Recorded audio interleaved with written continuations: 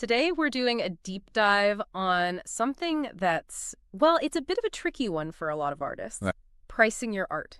Yeah, this is a big one. You're right. Yeah. It's not just about like slapping a number on something and Right. hoping for the best. It's really about Yeah. understanding the business of art Yeah. and where you fit in. This is about credibility, right? Like, if you, as the artist, Yeah. don't value what you're doing, why should a buyer? But how do you even begin to understand what that value is? Yeah. And I think that's where it's so important to think about who are the different art buyers, Yeah. because a collector Yeah. who sees art as an investment Right. is looking for something totally Yeah. different Yeah. than, say, an interior designer Right. who just needs a piece to finish a look. It's like different languages almost. Yeah. So, how do artists navigate those motivations when it comes to putting a price on something? Yeah. I mean, just practically speaking, Yeah. right? If you are an artist who's just starting out, you might focus on attracting buyers who are drawn to emerging talent, Okay. unique styles, Yeah. maybe people who are a little more budget conscious, Okay. but still really appreciate originality. Yeah, okay. You're building your collector base at that point. Got it. Whereas, an established artist, on the other hand, might be really catering to collectors Right. who are looking for pieces that will increase in value, often by focusing on limited editions, exclusivity, all of that. That makes sense. And speaking of those established artists, the source mentions Shepard Fairey Yes. and really attributes his rise to fame in part because of his strategic approach to pricing. What can we learn from somebody like that? Yeah, I think, it's such a good example because it shows that pricing can be about more than just like covering your costs and making a profit. Yeah. It can be a strategic tool. Okay. So, by strategically pricing his work early on, Right. Ferry created this sense of accessibility, Okay. which broadened his reach. And then, that obviously then increased demand, which increased price as his career progressed. So building a recognizable style like those, the really iconic imagery that can translate into higher prices as you go. Totally. And it all goes back to this idea of building a brand, right? Okay.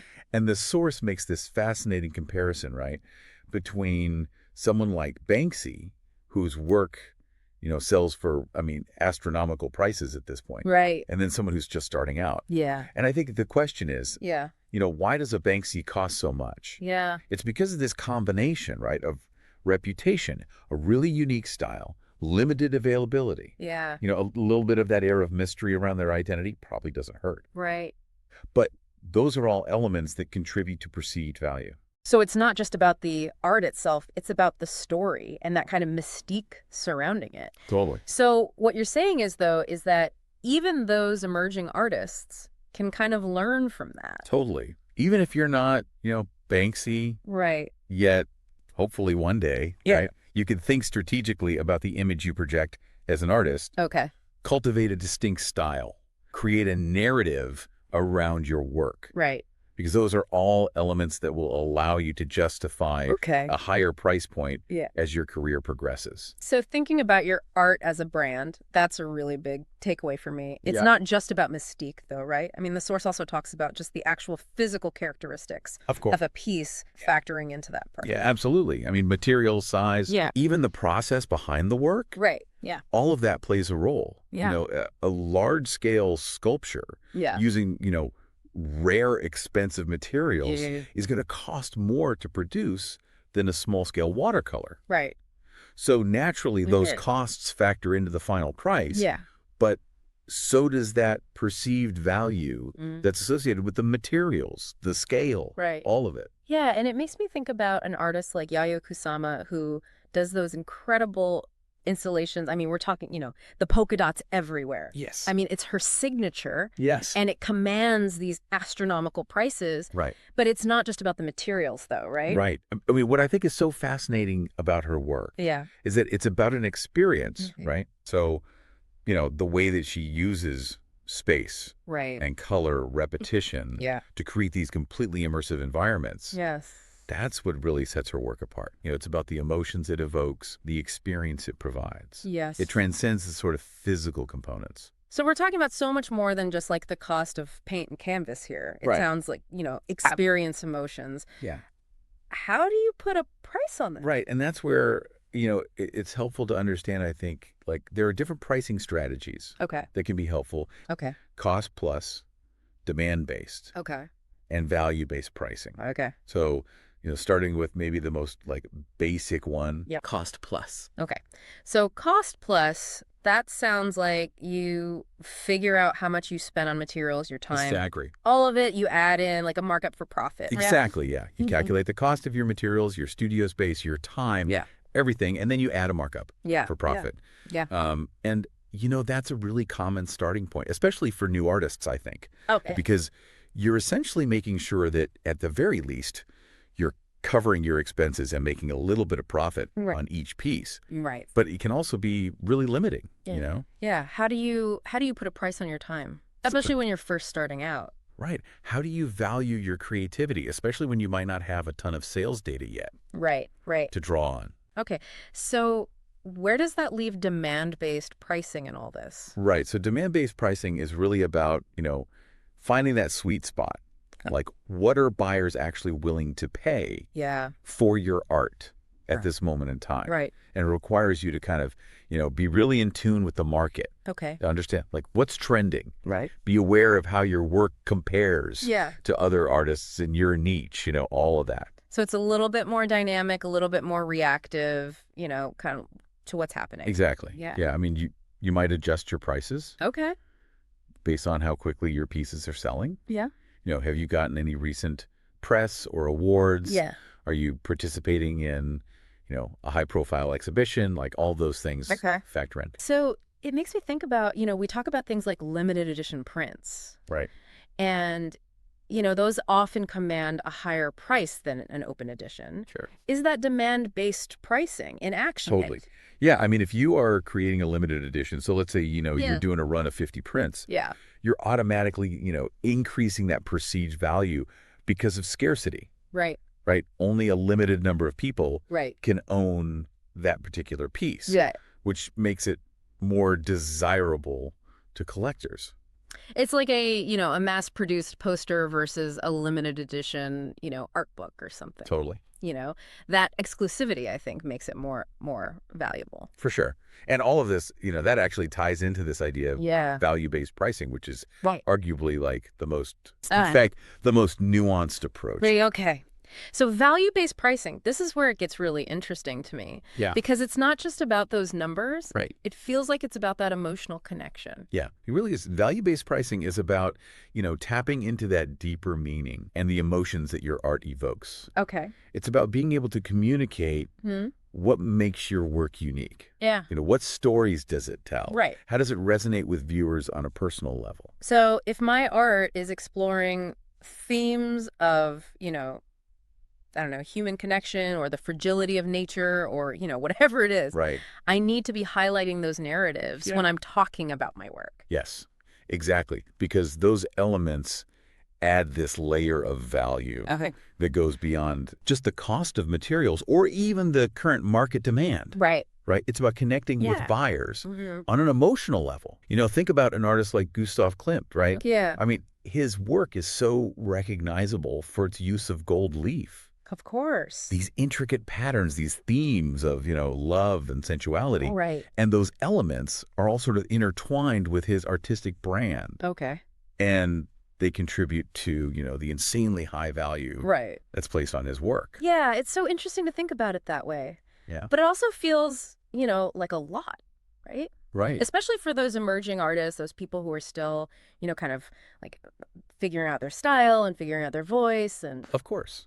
It's a process for sure. Yeah. And it evolves over time. right. It's about, I think asking yourself, like, what message do I want to convey? What experiences have shaped my perspective? Yeah. It's about infusing your story into your work. And a part of building that story, it sounds like, is also about situating yourself within the larger art world, Yeah. right? Like the source talks about researching comparable artists. Yeah, absolutely. Yeah. I think that's crucial Okay. because, if you look at how artists who are similar to you are pricing their work, Yeah.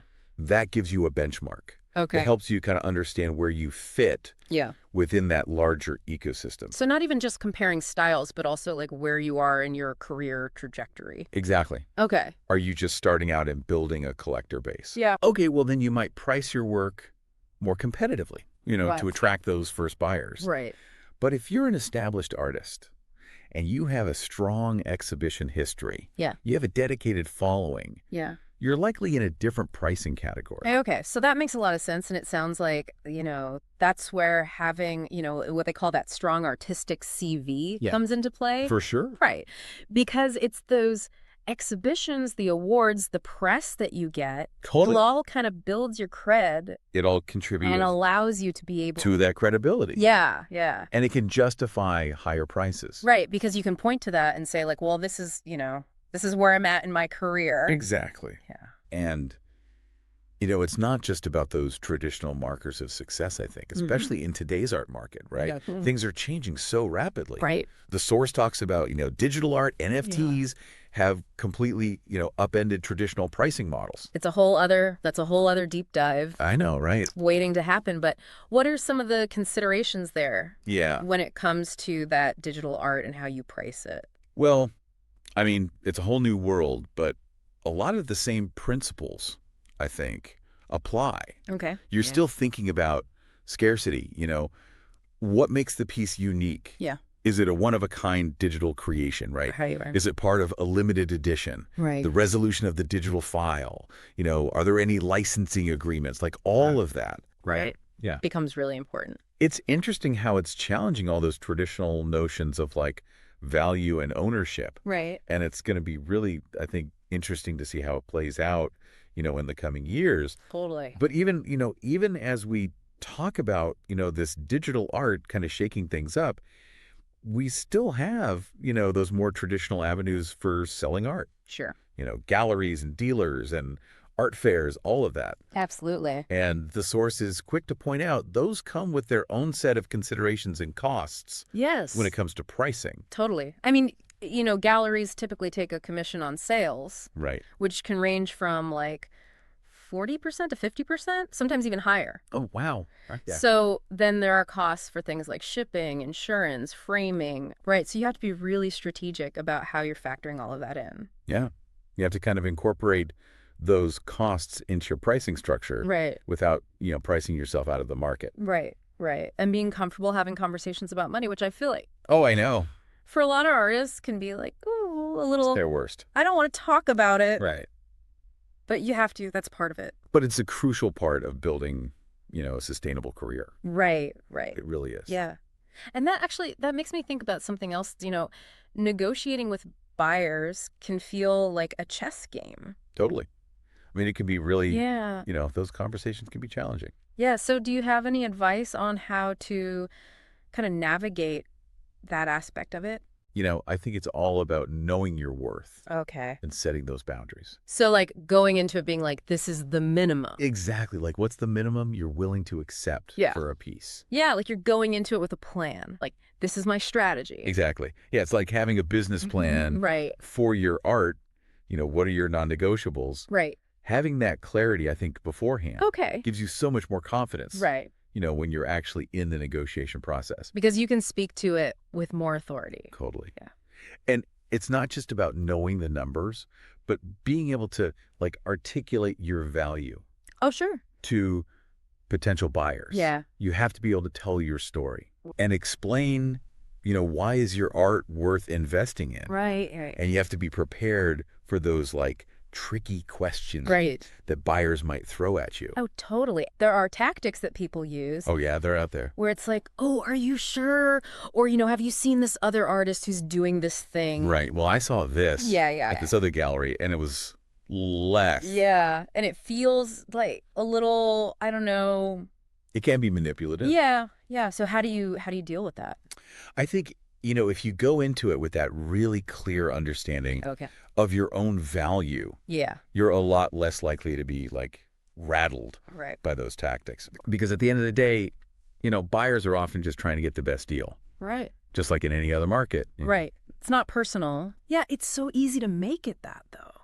Totally. especially when it's your art, right? It's like your baby. Of course. It's hard not to. Yeah, it's so tied to like our creative expression Right. and who we are. And so, yeah, Yeah. I think that's why it's really important to like learn how Yeah. to whatever degree you Yeah. can separate, you know, your emotional connection to the work Right. from that like business side of things. Okay. It's not easy. Yeah. It's definitely a skill I think you develop over time, Right. but it's really, really important. And to remember you don't have to say yes to everything. Oh my gosh. Yeah. Right. Like if it doesn't feel good, if it doesn't feel right. If you don't feel like they're respecting Yeah. your work or your pricing, Right. Right. It's okay to walk away. totally. Yeah. Which again, It's hard. it's hard, but I think it's really like empowering to hear that, Yeah. right? Because it's about recognizing, what you're worth. Totally. You're not undervaluing yourself. And I think that circles back to, what we were discussing earlier Yeah. about building that strong personal brand as an artist. Right. So it's like, it's kind of that big picture thinking. Yeah. It's not just this one piece. Exactly. It's a message. It goes beyond the pricing, Right. beyond that individual piece, right? Yeah. It's about really cultivating. This really distinct artistic identity Right. that truly resonates with people. Yeah. I mean, you think about, people like, I don't know, like Frida Kahlo Yes. or Jean-Michel Basquiat. Their work is so instantly recognizable. Iconic. Right. And it's not just the style, right? But it's like those personal narratives Exactly. that are like woven into it. And they understood, right, that their personal experiences, their Yeah. unique perspectives, Right. those were their greatest assets as artists. And they infused that Right. into their work Yeah. and created a legacy that, extends far beyond Yeah. the canvas, as you were saying. Right, exactly. So I think that's a really good place to kind of start to wrap things up because this has been such a fascinating conversation. I mean, we've covered so much. We really have. We're talking pricing strategies, personal branding, traditional markets, NFTs. Is there anything that, as we kind of close things out that you really want to leave our listener with today? I would say, just remember, pricing your art is a journey. It's ongoing. Oh, yeah. It's about understanding the business. Right. It's about, experimenting with different approaches, Yeah. finding what feels right for you Ah. at every stage of your career. Yeah. And don't be afraid to ask for help. Right. Yeah. Find those mentors, those other artists. Right. Find your people. You are not alone in this at all. Yeah. I'm so glad we did this deep dive today. Me too. This is great because it's something that, like I said, I think a lot of people struggle with. As all those topics. Yeah. So I think this is going to be really valuable for people to listen to and to kind of absorb and really sit with. But for now, keep creating. Yes. Keep exploring. Absolutely. We'll catch you next time.